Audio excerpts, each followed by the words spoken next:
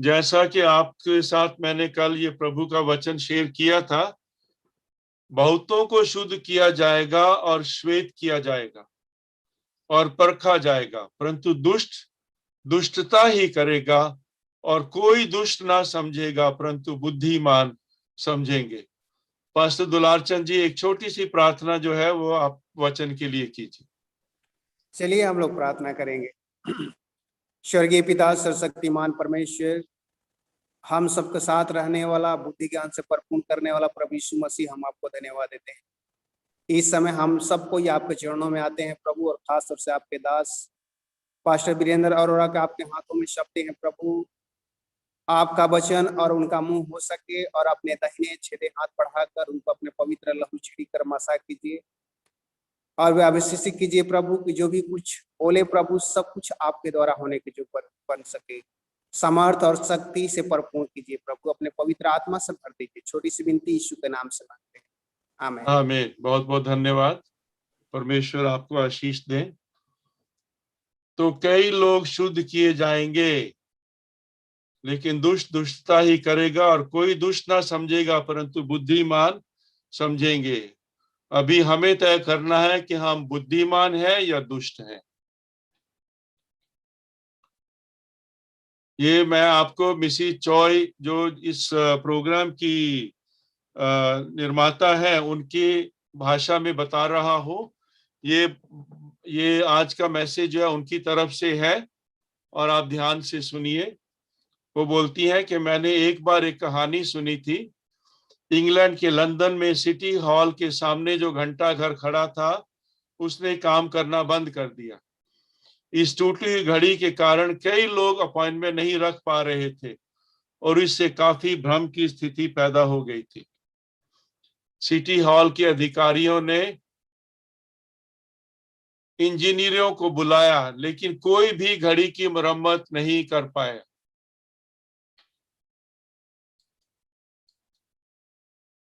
कर सका। एक दिन जर्जर कपड़ों में एक बूढ़ा आदमी आया और उसने महापौर से कहा कि वह घड़ी की मरम्मत कर देगा, और घंटा घर पर चढ़ गया। कुछ देर बाद घड़ी ठीक हो गई, चलने लगी। तब हैरान महापौर ने उससे पूछा कि वह घड़ी ठीक करने में कैसे सफल हुआ। तो बूढ़े ने मुस्कुराते हुए जवाब दिया, मैं वही हूं जिसने यह घड़ी बनाई थी। तो किसी प्रकार भी की कोई वस्तु क्यों ना हो, अगर वह टूट जाती है तो उसके निर्माता के पास ले जाने पर उसकी मरम्मत की जा सकती है। इसी तरह जब हम अपने शरीर के साथ लापरवाही करते हैं और बीमार हो जाते हैं, तो हमें अच्छी तरह से ठीक होने के लिए हमें सृष्टिकर्ता की ओर मुड़ना होगा, जिन्होंने मानव शरीर को बनाया है। ऐसे कई रोगी हैं जो कई स्वास्थ्य समस्याओं से पीड़ित हैं, क्योंकि उन्होंने अपने शरीर के साथ दुर्व्यवहार किया है। ज्यादा खाया है, समय पर नहीं खाया है, समय पर नहीं सोते हैं, ओके, देर से खाते हैं रात को। कई तरह से हम अपने शरीर के साथ दुर्व्यवहार करते हैं। वे चिकित्सा के क्षेत्र में स्वास्थ्य पेशेवरों की तलाश करते हैं, लेकिन अक्सर यह महसूस करते हुए हताश हो जाते हैं कि आधुनिक चिकित्सा और सर्जरी पर किसी सीमा तक ही निर्भर रह सकते हैं। उसके अलावा हमें परमेश्वर की तरफ ही मुड़ना होगा, और अगर शुरू से ही हम परमेश्वर की तरफ मुड़ेंगे तो हमें आधुनिक चिकित्सा का सहारा नहीं लेना पड़ेगा। बेथेल सैनिटेरियम, जिनका ये प्रोग्राम है मेकर हील सेमिनार, जिनकी संस्थापिका और निर्देशिका श्रीमती छा सून चोई रही हैं, जिन्होंने इसकी स्थापना की है। वो कहती हैं, आधुनिक चिकित्सा द्वारा निदान किए गए विभिन्न लाइलाज रोगियों का बाइबल में बताए गए परमेश्वर के नुस्खों द्वारा इलाज किया जाता है। ऐसे लोगों की कई ज्वलंत कहानियां हैं जो सृष्टिकर्ता परमेश्वर के पास गए, उनके नुस्खे को स्वीकार किया और पूरी तरह से वो स्वस्थ हो गए। तो अगर आपको भी स्वस्थ होना है तो जो यहाँ पर बताया गया है उसका पूरी तरह से अमल कीजिए। जो आपने पहले सीखा है उसको भूल जाइए और नई तरह से परमेश्वर की आज्ञा का पालन करना सीखिए।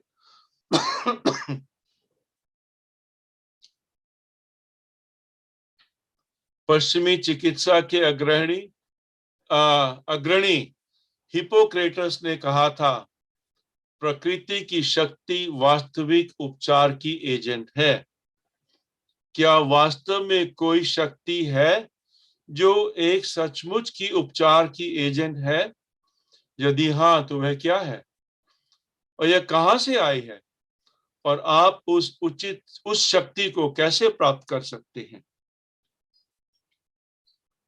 प्रकृति की शक्तियां स्वाभाविक रूप से मौजूद नहीं है, जैसा कि लोग समझते हैं कि परमेश्वर ने शुरू कर दी चक्की और चक्की अपने आप चलती रहेगी। नहीं,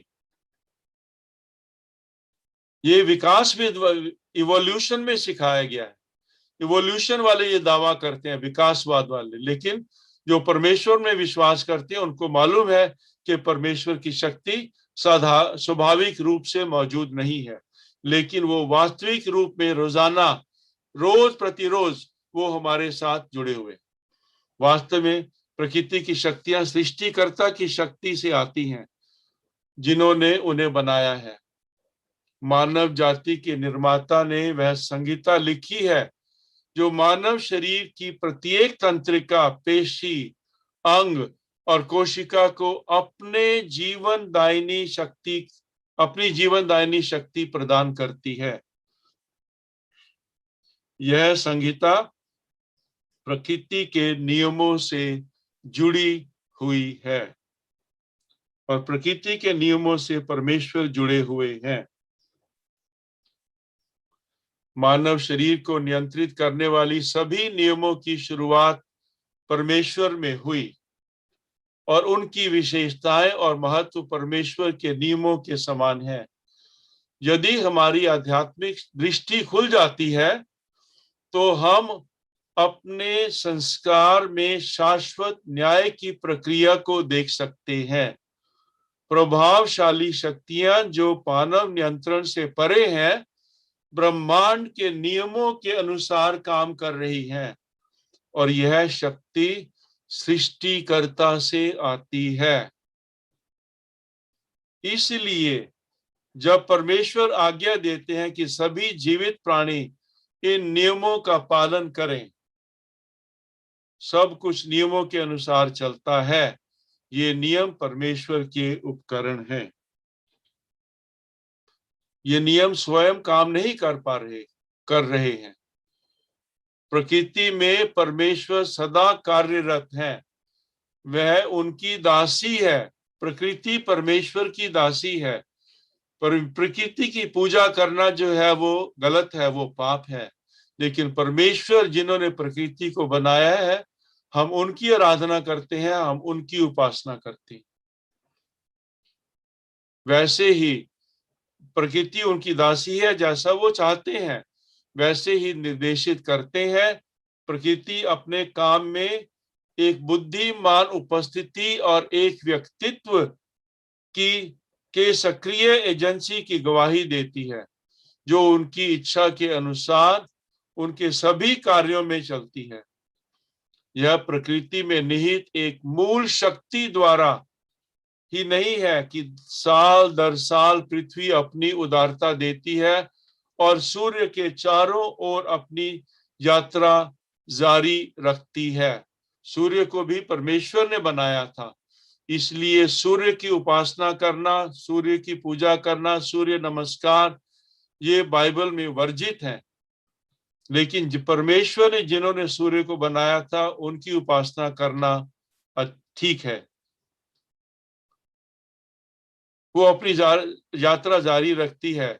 इस ग्रह का मार्गदर्शन करने के लिए अनंत शक्ति जो परमेश्वर है का हाथ लगातार काम कर रहा है। यह ईश्वर की शक्ति है जो क्षण प्रतिक्षण उपयोग की जाती है और इसे अपनी धुरी में नियंत्रित रखती है, और वो शक्ति का नाम है परमेश्वर जो सर्वशक्तिमान है और ये पूरे ब्रह्मांड को, पूरे संसार को, पूरी सृष्टि को वो चला रहे हैं। सिर्फ यही सृष्टि नहीं, और भी सृष्टियां जो है वो उनको परमेश्वर चला रही है। जब मनुष्य स्वास्थ्य के नियमों का उल्लंघन करता है तो शरीर बीमार हो जाता है। हालांकि जब वे सृष्टिकर्ता के नियमों का पालन करता है तो वह व्यवस्था के अनुसार शरीर को पुनर्स्थापित करते हैं। परमेश्वर ने निर्गमन के 15वें अध्याय के 26वें वचन में वादा किया था कि यदि अपने परमेश्वर का वचन तन मन से सुने और जो उनकी दृष्टि में ठीक है वही करें और उनकी आज्ञाओं पर कान लगाएं और उनकी सब विधियों को माने तो जितने रोग मैंने मिस्रियों पर भेजे हैं उनमें से एक भी तुझ पर ना भेजूंगा, क्योंकि मैं तुम्हारा चंगा करने वाला यहोवा हूं, परमेश्वर हूं।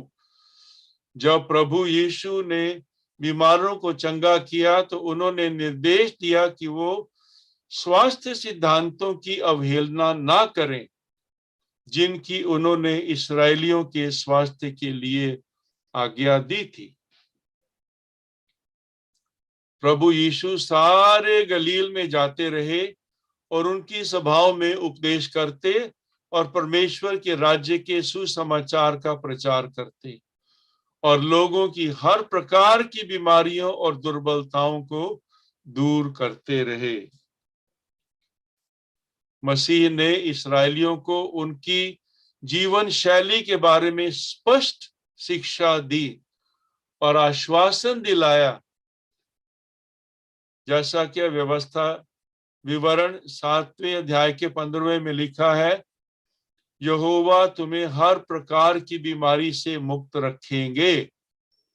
जब हम उनकी व्यवस्था की सारी शर्तों को पूरा करते हैं तो उनके वादे हम में पूरे होते हैं, जैसा कि भजन संगीता के 105वें अध्याय के 37वें वचन में लिखा है, उनके गोत्रों में कोई भी निर्बल ना था। हालांकि वो रेगिस्तान में यात्रा कर रहे थे, लेकिन उनकी यात्रा की थकावट के दौरान भी की वजह से भी कोई दुर्बल ना था, कोई निर्बल ना था, सबका स्वास्थ्य ठीक था। ये सबक हमारे लिए है। स्वास्थ्य की रक्षा करने वाले सभी लोगों द्वारा पालन की जाने वाली शर्तें हैं। सभी को यह सीखना चाहिए कि ये शर्तें क्या हैं। परमेश्वर अपने प्राकृतिक या आध्यात्मिक नियमों के संबंध में अज्ञानता से प्रसन्न नहीं होते। अज्ञानता को कभी भी वरदान मत समझें। अज्ञानता एक अभिशाप है और परमेश्वर ने हमको ज्ञान दिया है और उस ज्ञान में हमको आगे बढ़ना है। केवल बाइबल में ही नहीं, परंतु भविष्यवाणी की आत्मा जो है, जिसको हम श्रीमती एलन जी वाइट की जो लेखनी है उनको मानते हैं कि वो प्रेरणा की लेखनी है, तो उसके होते हुए भी अगर हम अज्ञान हैं तो हम सेवंथ डे एडवेंटिस्ट के लिए ये अभिशाप है, ये कभी वरदान नहीं बन सकता। तो इसीलिए हमने इस वरदान में आगे बढ़ना है, इस ज्ञान में आगे बढ़ना है। हमें शरीर के साथ साथ आत्मिक स्वास्थ्य की बहाली के लिए ईश्वर के साथ मिलकर कार्यकर्ता बनना है। केवल अपनाना ही नहीं है, लेकिन परमेश्वर के साथ मिल करके हमने एक कार्यकर्ता बनना है। अगर हम बीमारी को जानते हैं तो उसका इलाज भी। आधुनिक चिकित्सा में उपयोग किए जाने वाले विभिन्न उपचार और उपाय केवल प्रकट लक्षणों को खत्म करने का प्रयास करते हैं, वो बीमारी को खत्म नहीं करते हैं। केवल लक्षणों को खत्म करने का वो भी प्रयास ही करते हैं। हालांकि सृष्टिकर्ता परमेश्वर का कहना है कि हमें बीमारी के स्रोत तक पहुंचने और कारण को संबोधित करने की जरूरत है। जब कोई समस्या आती है तो उसका एक निश्चित कारण होता है और कारण के बिना कोई परिणाम नहीं होता है। तो परिणाम के लिए हमें कारण को संबोधित करना होगा और कारण को जड़ से खत्म करना होगा। बीमारी प्रकृति का एक प्रयास है जो प्रणाली को उन स्थितियों से मुक्त करता है जो स्वास्थ्य के नियमों के उल्लंघन के परिणाम स्वरूप होती हैं। बीमारी के मामले के कारण का पता लगाना चाहिए, अस्वस्थ परिस्थितियों को बदलना चाहिए, गलत आदतों को सुधारना चाहिए। मैं इसको कहूंगा, बीमारी के मामले के कारण का पता लगाना होगा, अस्वस्थ परिस्थिति को बदलना होगा, गलत आदतों को सुधारना होगा।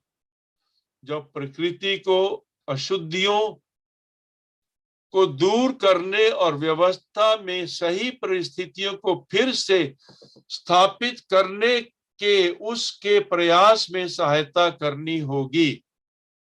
ये बहुत ही आवश्यक है। बीमारी खराब गलत जीवन शैली और बुरी आदतों का परिणाम है। इसलिए यदि कोई व्यक्ति बीमार हो जाता है तो उसे अपनी बीमारी के कारणों को देखना चाहिए, जैसे कि पेट की बीमारी या गैस की बीमारी कई लोगों को चाय पीने से होती है, मसाले खाने से होती है। तो आपको चाय पीना बंद करना होगा। अभी जल उपवास फल उपवास के दौरान आप चाय वगैरह जो भी नशा अगर आपको है तो उसको बंद कीजिए। बीमारी के कारणों को देखना होगा और अपनी अस्वस्थ जीवन शैली में सुधार करना होगा, क्योंकि शरीर अपने प्राकृतिक लचीलेपन से बहाल हो जाता है। इसलिए हमें शरीर को ठीक करने के लिए उपयुक्त स्थिति से लैस करना होगा और वो जल उपवास फल उपवास से होगी। सभी प्रकार के आधुनिक रोग जैसे कैंसर, उच्च रक्तचाप, मधुमेह, गठिया, त्वचा रोग, यकृत रोग, गुर्दे की बीमारी, हृदय रोग, ऑटो इम्यून रोग आदि आदि कोशिकाओं में परिवर्तन या उनके बिगड़ने का परिणाम है। इन बीमारियों को दवाओं से ठीक नहीं किया जा सकता है। यह पहले ही सिद्ध हो चुका है कि सर्वोत्तम आधुनिक चिकित्सा भी इन समस्याओं का समाधान नहीं कर सकती है। कोशिका परिवर्तन के कारण होने वाले रोगों को एक उचित जीवन शैली के माध्यम से कोशिकाओं को बहाल करके उल्टा किया जा सकता है, रिवर्सल ऑफ डिजीज। जब हम दवाओं का उपयोग करते हैं, दर्द अस्थायी रूप से दूर हो जाता है और ऐसा लग सकता है कि लक्षण गायब हो गए हैं, बीमारी दूर हो गई है। लेकिन जब तक हम बीमारी के कारण का समाधान नहीं करते हैं, तब तक स्वास्थ्य की बुनियादी वसूली की उम्मीद नहीं की जा सकती है। स्वास्थ्य को बहाल करने का सच्चा उपाय परमेश्वर के वचन में पाया जाता है। पूरी दुनिया को परमेश्वर के वचन के द्वारा बनाया गया है, जैसा कि भजन संगीता के 33वें अध्याय के 6 और 9वें वचन में लिखा गया है कि उन्होंने बोला और बना दिया। उनके मुंह के प्राण से, सांस से वो सब कुछ बन गए। उन्होंने कहा, वो स्थापित हो गए और वो अपनी अपनी जगह पर खड़े हो गए। पूरी दुनिया को परमेश्वर के वचन के द्वारा बनाया गया था और आज भी यह वचन बीमार शरीर के लिए ही एक ही उपचार उपाय है। भजन संहिता के 107वें अध्याय के 10 से 20वें वचन में क्या लिखा है, भजनकार क्या कहता है? जो अंधियारे और मृत्यु की छाया में बैठे और दुख में पड़े और बेड़ियों से जकड़े हुए थे, इसलिए कि वे परमेश्वर के वचनों के विरुद्ध बोले और परम प्रधान की सम्मति को तुच्छ जाना, तब उसने उनको कष्ट के द्वारा दबाया और वो ठोकर खाकर गिर पड़े और उनको कोई सहायक ना मिला। उन्होंने संकट में यहोवा को दुहाई दी और उन्होंने सकेती से उनका उद्धार किया। उन्होंने उनको अंधियारे और मृत्यु की छाया में से निकाल लिया और उनके बंधनों को तोड़ डाला।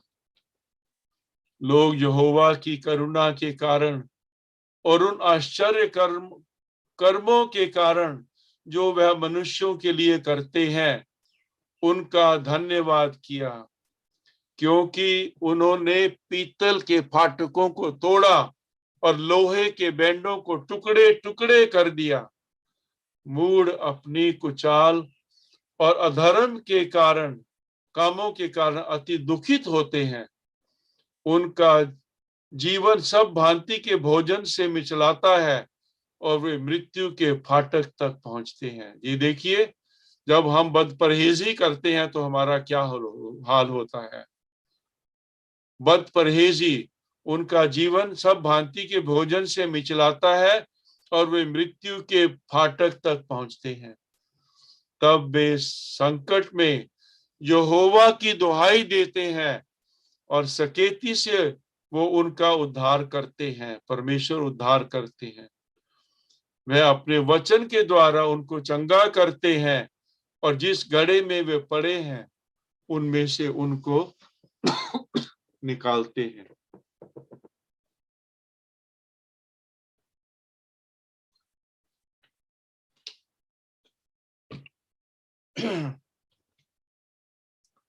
एक आदमी था, ये मिसी चॉय अपनी गवाही दे रही है और ये गवाही उस आदमी की है जो अपने 40वें वर्ष के अंत में था।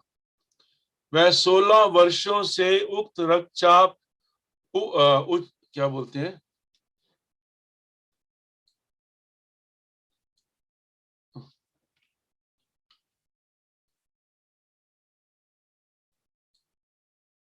उच्च, एक आदमी था जो अपने 40वें वर्ष के अंत में था। वह 16 वर्षों से उच्च रक्तचाप और मधुमेह से पीड़ित था, जिसके परिणाम स्वरूप वह जटिलताएं पैदा कर रहा था, जिससे उसकी दृष्टि लगभग चली गई थी। उसकी त्वचा यकृत सिरोसिस से पीली हो गई थी और उसका शरीर जलोदर, शरीर गुहा द्रव जो है उससे पैर के पंजे के ऊपर तक भर गया था। उसके जीवन में शराब पीना, धूम्रपान करना और तनाव शामिल थे और काम के बाद रात को वह आधी रात तक घर के बाहर रहता था और रात को 2 या 3 मय खानों में जाकर के अलग अलग खाने पीने के लिए बाहर जाता था और आधी रात के बाद वह घर आता था। सुबह जब वह उठता तो नाश्ता करने के बजाय 1 कप कॉफी पीकर वो काम पर चला जाता था। यही उसकी जीवन शैली थी। हर बार जब वह अस्पताल जाता तो उसकी दवाएं बढ़ा दी जाती थी। लेकिन उसका स्वास्थ्य और भी बिगड़ता गया। जब तक वह बेथल सैनिटेरियम में मिसी चॉय के पास गया, तब तक उसकी जटिलताओं के दर्द ने उसे सोने में असमर्थ बना दिया था और उसका दिल उस हताशा से भारी हो गया था जिसे उसने महसूस किया था, और उसे अपना स्वास्थ्य और जीवन वापस नहीं मिल सकता है, यह उसने सोचा।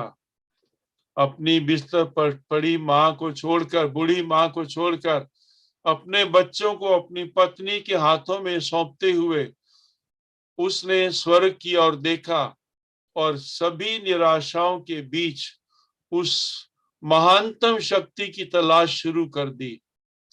तब से उसने बेथल के विषय में सुना और आशा की एक धुंधली सी किरण के साथ वो बेथल सैनिटेरियम गया, मिसिस चॉय के पास गया।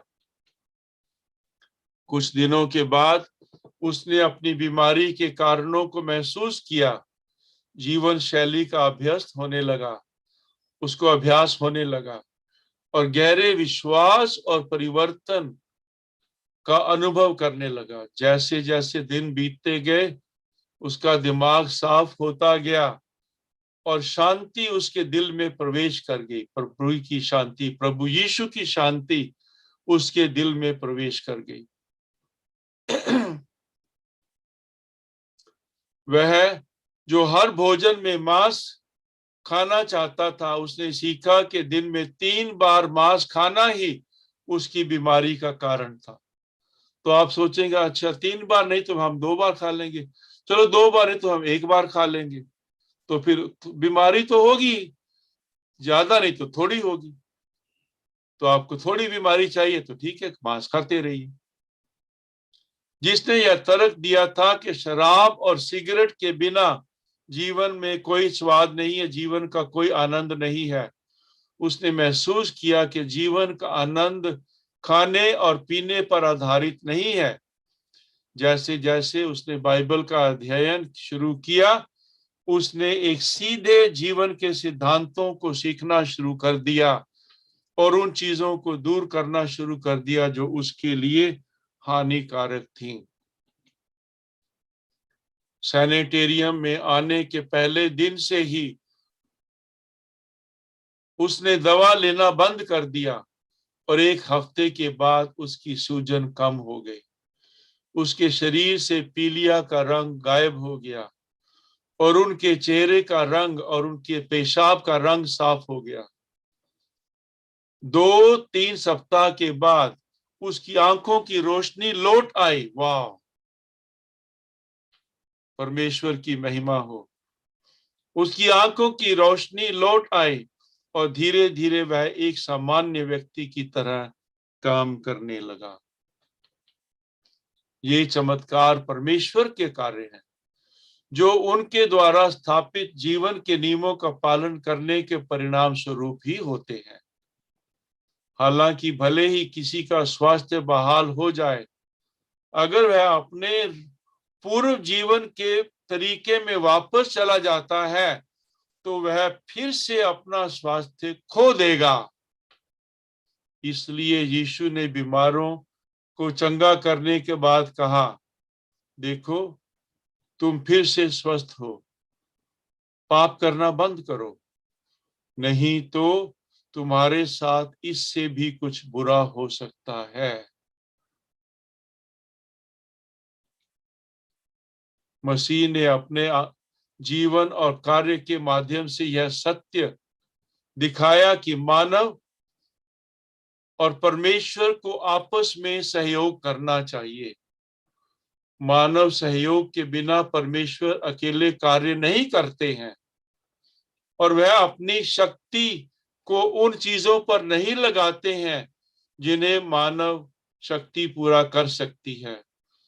तो ये सोचना कि विश्वास ही काफी है, विश्वास ही सब चीज का आधार है, तो वो गलत होगा।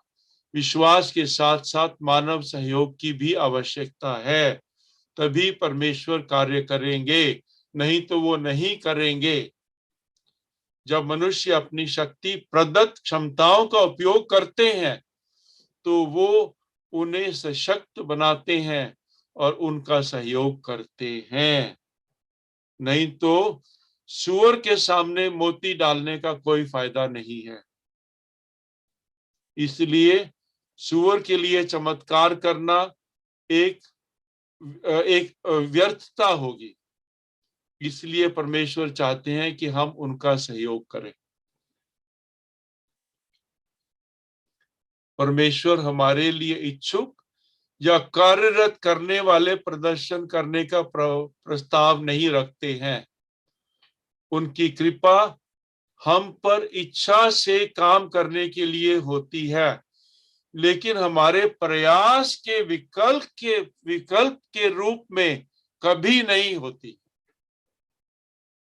हमें हमारी आत्माओं को सहयोग करने के लिए जगाना होगा। याद रखिए, हमें हमारी आत्माओं को सहयोग के लिए जगाना होगा। परमेश्वर के विधान के लिए भी एक शर्त है, और वह आज्ञाकारिता जो विश्वास के साथ आती है। तो विश्वास के साथ आज्ञाकारिता जो है वो आवश्यक है। परमेश्वर के वचन का आज्ञाकारी होने का अर्थ है कि परमेश्वर के साथ जीवनदायी संबंध बहाल करना, जो अवज्ञा द्वारा अलग हो चुका है, जो हमारी आज्ञा के उल्लंघन के द्वारा अलग हो चुका है। ऐसा करने से तन और मन का उपचार होता है। तो आपको अंदर से पूरी तरह से ठीक होना है, रोग को ठीक करना है। यह सच्चाई पापियों को यह समझने में मदद करती है कि चिरस्थायी सुसमाचार अनंत जीवन के नुकसान का जीर्णोद्धार करता है। यह यीशु मसीह पर भरोसा करके और उनकी आज्ञा का पालन करके प्राप्त किया जा सकता है। हालांकि वादा दिया गया है, लेकिन हम इस पापमय संसार में रहते हुए पूर्ण बहाली की आशा नहीं कर सकते। केवल जब यीशु इस पृथ्वी पर वापस आएंगे, हमारे शरीर और आत्मा को पूरी तरह से फिर से बनाया जाएगा। This corruptible shall put on incorruption, this mortal shall put on immortality. That will happen at the coming of Jesus. स्वास्थ्य सुधार के लिए के सिद्धांत, स्वास्थ्य सुधार के सिद्धांत परमेश्वर के वचन में पाए जाते हैं। स्वास्थ्य के सुसमाचार को परमेश्वर के वचन के साथ मजबूती से जोड़ना होगा। यह प्रभु की योजना है कि स्वास्थ्य सुधार के जीर्णोद्धार का प्रभाव सुसमाचार संदेश की घोषणा करने के अंतिम महान प्रयास का एक हिस्सा होगा। शरीर के सभी अंग मस्तिष्क से मिले संकेतों के अनुसार काम करते हैं। इसलिए मन को परमेश्वर के वचन के द्वारा नियंत्रित किया जाना चाहिए। दिमाग ही संचालन और निर्देशन केंद्र है, जो पूरे व्यक्ति को नियंत्रित करता है। हमारे कर्म अच्छे हो या बुरे, वे सब मन से आते हैं। इसके अलावा हम परमेश्वर की उपासना करते हैं और हमारे मन के माध्यम से स्वर्ग के साथ संवाद करते हैं। जो वो भजन था ना पहले, पता नहीं बहुत पुराना है, तोरा मन दर्पण कहलाए, तोरा मन दर्पण कहलाए, भले बुरे सारे कर्मों को देखे और दिखाए। लेकिन ये मन जो है ये प्रभु के जो कानून है, प्रभु की व्यवस्था जो है, उससे प्रकाशित होना चाहिए, उसका प्रकाश मन में होना चाहिए, तब ये मन दर्पण बन सकेगा। नहीं तो हमारा अपना मन जो है वो पापी है। तो हमें उस भजन को सुधारना होगा कि ये मन दर्पण नहीं है, लेकिन मन जो परमेश्वर के वचन से उज्ज्वलित है, वो मन दर्पण हो सकता है, नहीं तो नहीं हो सकता। इस वास्तविकता के बावजूद बहुत से लोग मन के महत्व से अनजान हैं। मानव शरीर के भीतर विशिष्ट ज्ञान है जो हम मनुष्यों की समझ में आता है, लेकिन इस आश्चर्यजनक और भयभीत रूप से निर्मित शरीर में ऐसे रहस्य भी हैं जो वैज्ञानिक भौतिक दुनिया पूरी तरह से समझ नहीं पा रही है, उसकी व्याख्या नहीं कर पा रही है, वो उनकी समझ से परे। परमेश्वर ने ही हृदय और मन के नियमों और प्रकृति के नियमों को स्थापित किया है, और वो उन नियमों के माध्यम से कार्य करते हैं। साथ ही वही हैं जो इन नियमों को नियंत्रित करते हैं। इस प्रकार जब हम विश्वास द्वारा परमेश्वर के संपर्क में आते हैं, तो हमारे भीतर एक अलौकिक शक्ति काम करती है, जिसे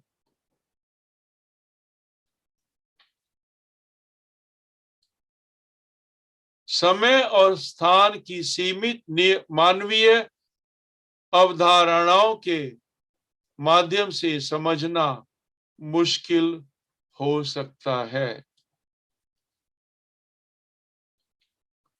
हम बाइबल में से ऐसे कई अवसर पाते हैं जहां लोग प्रभु यीशु द्वारा चंगे किए गए थे। प्रभु यीशु ने अपने वचन के द्वारा ही बीमारों को चंगा किया था। उसका एक उदाहरण देखें।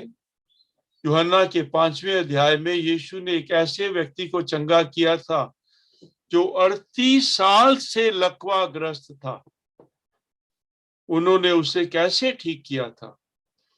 उन्होंने बस इतना कहा, उठ, अपनी चटाई उठा और चल।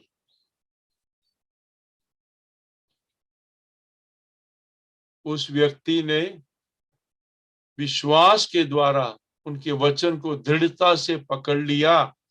उसी क्षण उसकी सभी नसें और मांसपेशियां नए जीवन के साथ पुनर्जीवित हुई और उसके लंगड़े पैरों में जान आ गई और वह चलने के योग्य हुआ।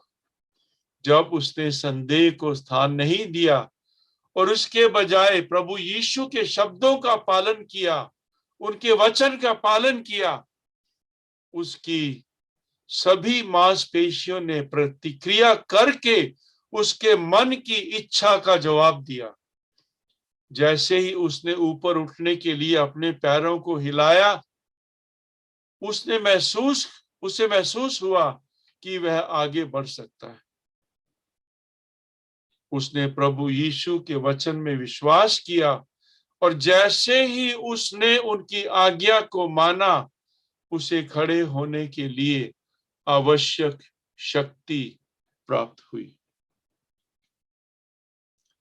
जब हम इस चमत्कार पर विचार करते हैं, तो हमारे सीखने के लिए एक विशेष सबक है। यहाँ पर हमारा शरीर, मन और आत्मा पाप के द्वारा मरे हुए, परंतु जब हम विश्वास के द्वारा परमेश्वर के वचन को मानते हैं, तो शरीर, मन और आत्मा प्रत्येक को पुनर्जीवित किया जा सकता है। यह खुशखबरी प्रभु यीशु बीमारों को चंगा करके हमें सिखाना चाहते हैं। परमेश्वर के वचन में रचनात्मक शक्ति है, इसलिए जब लोग विश्वास के माध्यम से परमेश्वर के वचन को स्वीकार करते हैं तो वे इस शक्ति को प्राप्त करते हैं, और जो घोषित की गई है ये शक्ति प्राप्त करते हैं, और यह वचन एक जीवित वास्तविकता बन जाता है। यह सृष्टि के विज्ञान की शक्ति है जिसे मनुष्य अनुभव तो कर सकता है लेकिन व्याख्या नहीं कर सकता, इसकी व्याख्या नहीं कर सकता। परमेश्वर के काम अभी भी समय और स्थान से अपरंपार हैं। आज भी जब रोगी प्रकृति के नियमों का पालन करते हैं और विश्वास के साथ यीशु मसीह के पास आते हैं, तब ठीक वैसा ही होता है जैसा कि पवित्र शास्त्र बाइबल में लिखा गया है। आपको एक कहानी सुनाएंगे, एक गवाही जो है ये उसके अपने हाथों से लिखी गई है, रोगी के अपने हाथों से। मेरा नाम मिस्टर ली है और मैं 48 साल का हूं। मैं बानपुर डोंग सेचू गो सियोल में कोरिया में रहता हूं। मैं जब 27 वर्ष का था तब से अपक्षयी गठिया नामक डिजेनरेटिव आर्थराइटिस जो है उस रोग से पीड़ित हूं, जिसे क्यूंग ही और हनयांग विश्वविद्यालयों सहित विभिन्न अस्पतालों द्वारा एक लाइलाज बीमारी के रूप में घोषित किया गया है। यह रोग जड़ों के बीच की उपास्थि को खा जाता है और यह एक भयानक बीमारी है जो भयंकर दर्द भी साथ लाती है।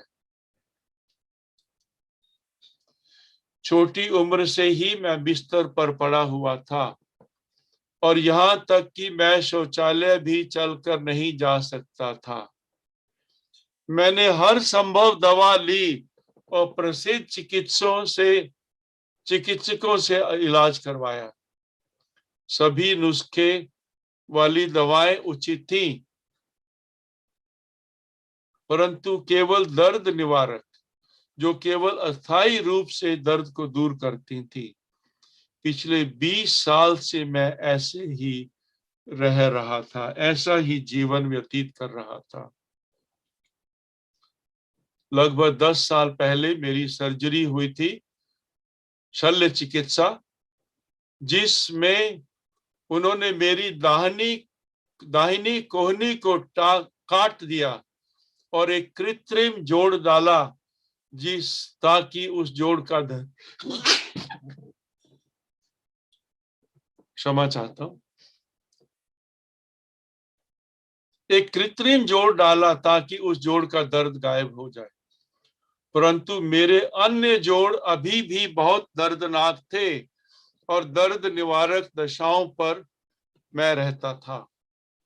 मेरी हालत खराब होती गई दिन प्रतिदिन। जबड़े की हड्डी को हिलाने वाले जोड़ों में इतना तेज था कि मैं चबा भी नहीं सकता था, इसलिए मैं ठीक से खा भी नहीं पाता था। इसके अलावा दांतों की जड़ें इतनी संक्रमित हो गई थी कि मैंने अपने नीचे के सभी दांत खो दिए। मैं आज अपने नीचे के दांतों की जगह डेंचर पहनता हूं। मेरे सभी जोड़ सूख गए थे, मुड़े हुए थे और मैं दर्द बर्दाश्त नहीं कर सकता था। इसके अलावा मेरे दिल के दर्द ने मुझे अपार शारीरिक पीड़ा से भी बड़ी पीड़ा दी। वो दिल का दर्द क्या था उसको भी सुनिए। मैं 7 भाई बहनों में से सबसे बड़ा हूं और मैं अपने बुजुर्ग माता पिता की देखभाल का भार जो मुझ पर होना चाहिए था करने में, मैं उसको सहने में सक्षम नहीं था। मुझे अपनी पत्नी पर भी बहुत तरस आता था, जिसने मेरी देखभाल करते हुए अपनी जवानी खो दी थी। और यह सोचकर मेरा दिल और भी ज्यादा दुखता गया। जब यह दुख का जीवन था जहां मैं मर भी नहीं सकता था। मैं हर दिन केवल खाना खाता, दर्द निवारक दवाएं लेता, बिस्तर पर लेट जाता और टीवी देखता रहता। बच्चे स्कूल चले जाते थे, पत्नी काम पर चली जाती थी और मैं घर पर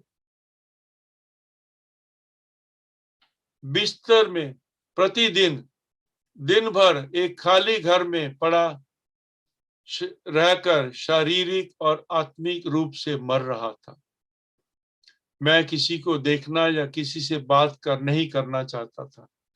मैं जीना नहीं चाहता था।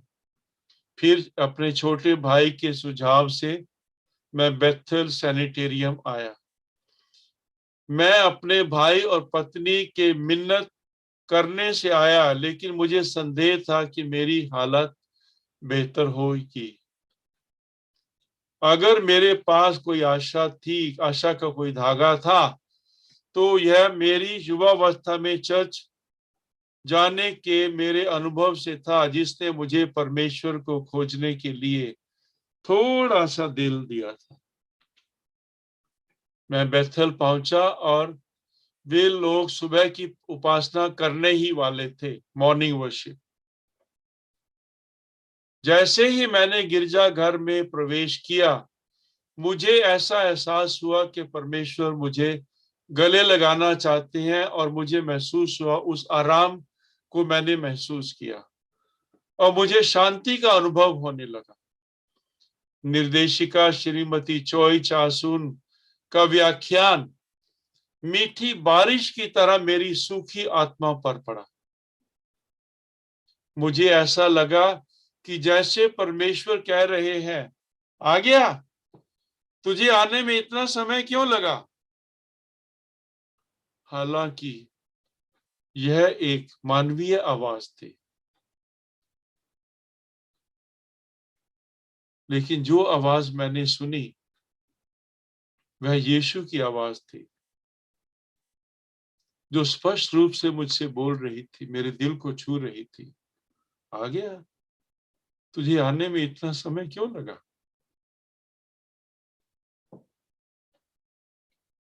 मैंने परमेश्वर के सामने घुटने टेके और ईमानदारी से प्रार्थना की, यीशु, मैं मरने की इतनी कोशिश करने के बाद आखिरकार मैं आपके पास आया हूं, क्योंकि जीवन बहुत कठिन है। अगर मैं मरने जा रहा हूं तो मैं आपकी उपस्थिति में मैं मरना पसंद करूंगा। कृपया मुझे स्वीकार करें प्रभु। मैंने ईमानदारी से प्रार्थना की, लेकिन मेरा दिल अभी भी भारी महसूस कर रहा था और मेरे कंधों का बोझ अभी भी हल्का नहीं हुआ था। मैं लंबे समय तक काम करने में सक्षम नहीं था और इसने मेरे परिवार यानी मेरे माता पिता, भाई बहन और मेरी पत्नी और बच्चों पर आर्थिक बोझ डाला था, जिनके लिए मैंने पति और पिता के रूप में अपना कर्तव्य नहीं निभा पा रहा था। पछतावे की भावना तो तब आती है जब आप बेकार महसूस करते हैं और अपने आसपास के लोगों के लिए केवल एक बोझ बन जाते हैं। अकथनीय निराशा और हताशा की भावना ने मुझे अभिभूत कर दिया। जैसा कि निर्देशिका ने सुझाव दिया, मैंने अपनी दवा बंद कर दी। मैं दर्द के कारण सो नहीं सका, इसलिए मैं बाहर आ जाता और सोफे पर जाता बैठता था और पूरी रात जागता रहता था। एक साथी रोगी मुझे मालिश कर देता था, लेकिन फिर भी दर्द दूर ना होता था। चौथा दिन सब्त का दिन था। जब मेरे जीवन के पहला ऐसा उपासना सत्संग का अनुभव था, जहां मैंने भजनों के साथ साथ परमेश्वर की मदद मांगने वाले रोगियों की ईमानदारी से प्रार्थना और उनकी गवाही सुनी। उपदेश के दौरान निर्देशिका ने मत्ती 11वें अध्याय के 28वें वचन को पढ़ा। हे सब थके हुए और बोझ से दबे लोगों, मेरे पास आओ, मैं तुम्हें विश्राम दूंगा। जैसे ही मैंने बाइबल का वचन सुना, मुझे हल्कापन महसूस हुआ। ये सही है, मुझे अपना बोझ कम करना होगा। मुझे अपना बोझ कम, मैं पढ़ नहीं पा रहा हूं इसको। मुझे अपना बोझ कम करना है। क्या उन्होंने मेरा बोझ कम करके आराम करने को नहीं कहा है? अच्छा जी, मैं अपना बोझ कम करूंगा, मुझे आराम चाहिए। जब मैंने ऐसा करने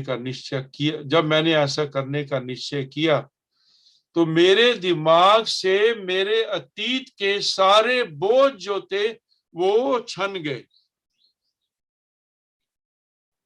मेरे टूटे हुए शरीर पर घाव, मेरा जख्मी दिल, मेरी उदास और एकाकी आत्मा, जो बोझ मैं अपने परिवार पर था, किसने कभी इन बोझों के बदले आराम देने की पेशकश की? किसी ने नहीं। ऐसा करने वाली कोई आत्मा नहीं थी। मैं अपने बोझों के बोझ तले दबने के कगार पर था। मैं जीवित था सिर्फ इसलिए कि मैं मर नहीं सकता था। लेकिन प्रभु यीशु मुझे अपना बोझ कम करने के लिए आमंत्रित कर रहे थे। वो अकेले ही थे जो मेरा बोझ उठा सकते थे। ये शब्द मेरे कानों में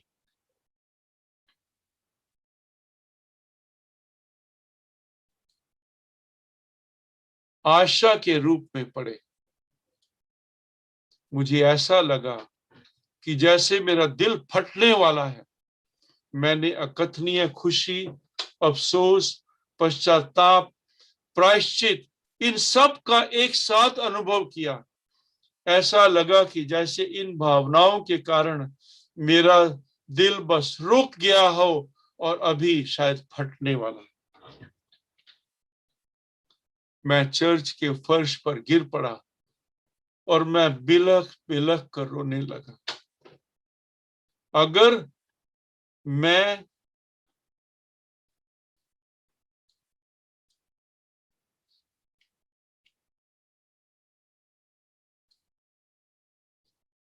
मैं अपने दिल में भारी दुख को थामे रहता और रो कर उसे बाहर नहीं निकलने देता, तो शायद मेरा दिल फट जाता।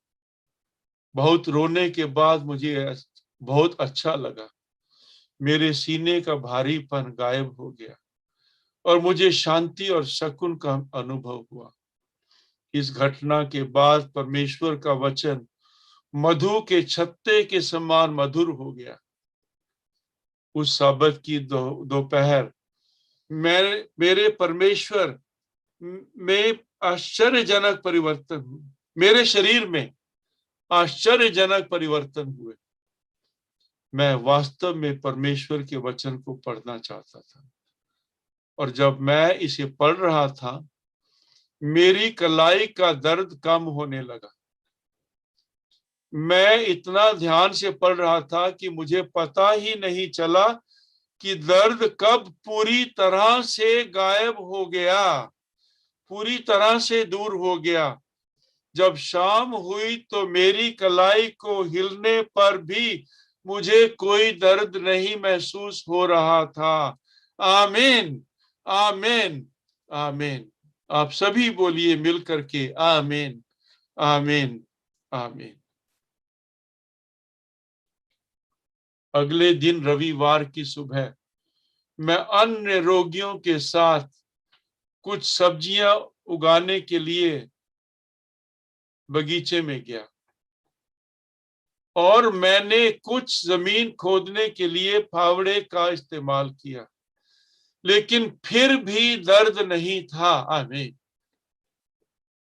अगले दिन मैं फिर बगीचे में गया और एक पूरी क्यारी मैंने खोद डाली और मेरे शरीर में कोई समस्या नहीं थी, मुझे कोई दर्द महसूस नहीं हुआ। आमीन। मैं फ्रूट फास्टिंग कर रहा था, फल उपवास कर रहा था, इसलिए मुझे थोड़ी कमजोरी महसूस हुई, लेकिन मैं एक सामान्य व्यक्ति की तरह इधर उधर घूमता रहा। मेरी 5वीं कशेरुका पर एक हर्निएटेड डिस्क थी, इसलिए मुझे चलना फिरना बहुत दर्दनाक और असुविधा, इसलिए मेरे लिए चलना बहुत दर्दनाक और असुविधाजनक था। लेकिन उस समय मुझे एहसास हुआ कि मेरी पीठ में बिल्कुल कोई भी दर्द नहीं थी, कोई चोट का महसूस नहीं कर रहा था। ये गूगल ने ट्रांसलेट किया चोट, लेकिन कोई और शब्द होना चाहिए। इसलिए मैंने अपनी पीठ को छुआ और पाया कि उभरी हुई डिस्क लगभग वापस अपनी जगह पर आ गई थी। आमीन, आमीन, आमीन।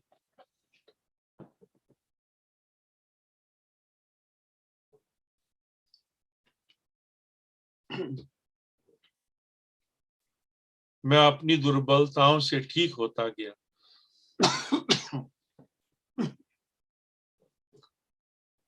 मैं कई डॉक्टरों से मिला उसके बाद, जो वर्षों से इस क्षेत्र के विशेषज्ञ थे, और उन सभी ने मुझे बताया कि उपास्थि पुनः उत्पन्न नहीं हो सकती है, नहीं होती है। बहरहाल मैं अब बहुत स्वस्थ जीवन जी रहा हूं। मुझे विश्वास है कि मानव जाति के रचिता परमेश्वर ने मेरी उपास्थि को फिर से बनाया है। हालांकि मेरी दाहिनी कलाई, जिसका 10 साल पहले ऑपरेशन किया गया था, जिस कोहनी का 10 साल पहले ऑपरेशन किया गया था, को कृत्रिम उपास्थि से बदल दिया गया था, उसमें सुधार नहीं हुआ है।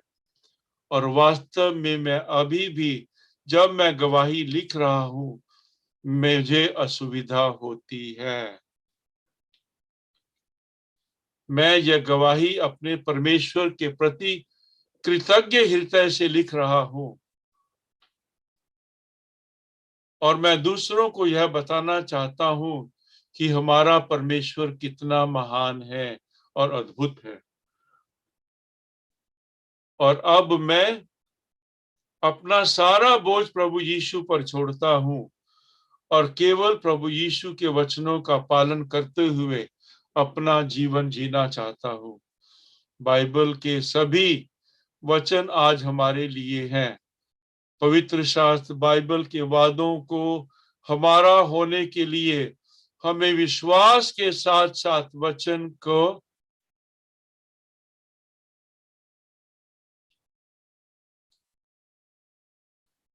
को थामे रहना चाहिए। शरीर की बीमारी को नियंत्रित करना चाहिए। मन व शरीर को नियंत्रित करना चाहिए और मन को परमेश्वर के वचन द्वारा नियंत्रित करना चाहिए। वे प्रेम जो मसीह पूरे अस्तित्व में फैलाते हैं एक जीवनदायी शक्ति है। हर महत्वपूर्ण भाग, मस्तिष्क, हृदय, नसें, यह उपचार के साथ स्पर्श करता है। इसके द्वारा अस्तित्व की उच्चतम ऊर्जाएं गतिविधियों के लिए उत्तेजित होती हैं। यह आत्मा को अपराध, दुख और चिंता जैसी शक्तियों उसे कुचल देती हैं, से मुक्त करता है। इसके साथ साथ शांति और संयम आता है। यह आत्मा के आनंद में निहित है और कोई भी सांसारिक चीज इसे नष्ट नहीं कर सकती। पवित्र आत्मा आनंद, स्वास्थ्य देने वाला, जीवन देने वाला आनंद है। पवित्र आत्मा द्वारा जो दिया गया आनंद है वो स्वास्थ्य देने वाला, जीवन देने वाला आनंद है। जैसा कि दानियल के 12वें अध्याय के 10वें वचन में लिखा गया है, जो मैंने पहले बताया था शुरू करने से, बहुतों को शुद्ध किया जाएगा और श्वेत किया जाएगा और परखा जाएगा, परंतु दुष्ट दुष्टता ही करेगा और कोई भी दुष्ट ना समझेगा, परंतु बुद्धिमान समझेंगे। आइए इस वचन के साथ हम अब घुटने टेक करके परमेश्वर का धन्यवाद करेंगे। परमेश्वर की महिमा को धन्यवाद करें।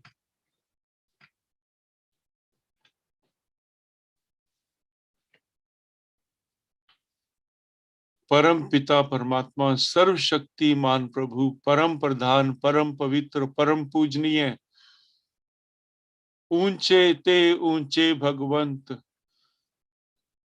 हम आपके सिंहासन में घुटने टेक करके, शीश निवा करके ये प्रार्थना करते हैं कि आप हमें वरदान दें।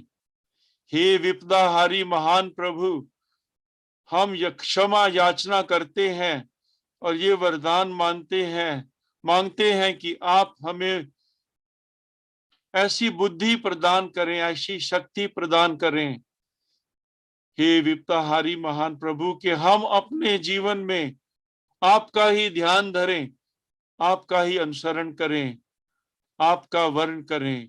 इसलिए हम सब की बुद्धियों को पवित्र कर अपनी ही ओर लगाइए। ये हमारी छोटी सी प्रार्थना हमारे उद्धारकर्ता आपके पवित्र पुत्र प्रभु यीशु के नाम से कबूल कीजिए। तथास्तु, तथास्तु, तथास्तु। आमीन, आमीन, आमीन।